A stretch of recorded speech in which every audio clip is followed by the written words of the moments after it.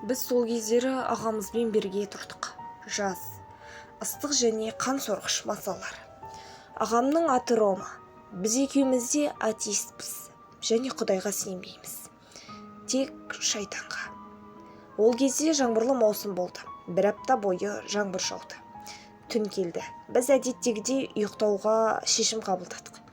Кенеттен тосап банкасын алуға тіреліп қалдық. Біз онымен жертөлеге кім кіретінін талқылай бастадық. Ол жерде мен тіпті фонарикпен де жүре алмаймын дедім.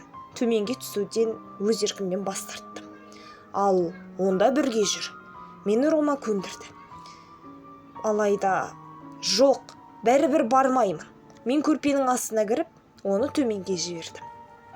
Бізде жертөле үлкен болды және үйдің барлық төменгі кеңістігін алып жатты.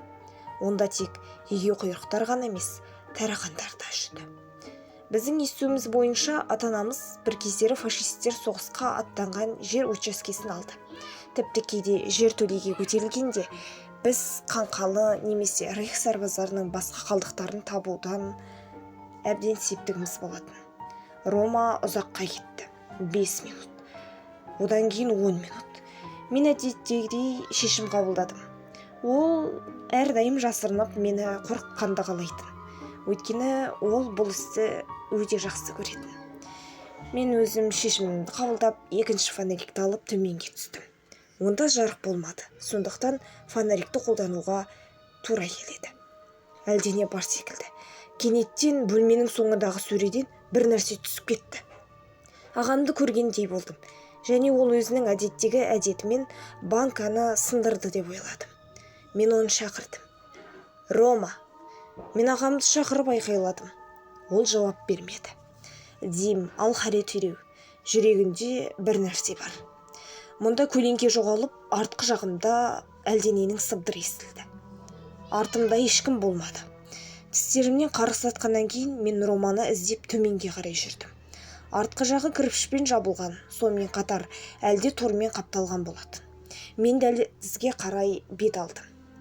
Тағы да артымнан сыбдыр және менің алдымда түсініксіз бір белгісіз сұлба тұрды. Беті газ маскасымен жабылған, артқы жағы қайта таңылған.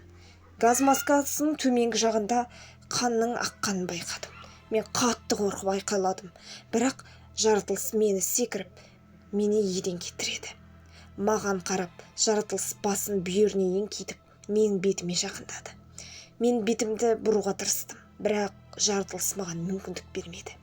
Міне, ол табанын сырғытып, екі саусағымен бетіме тиіп, мені босатып, өз жөнімен кетіп қалды. Мен әрине жоғары қарай жүгірдім. Рома диванда отырып, тосап жеп отырды.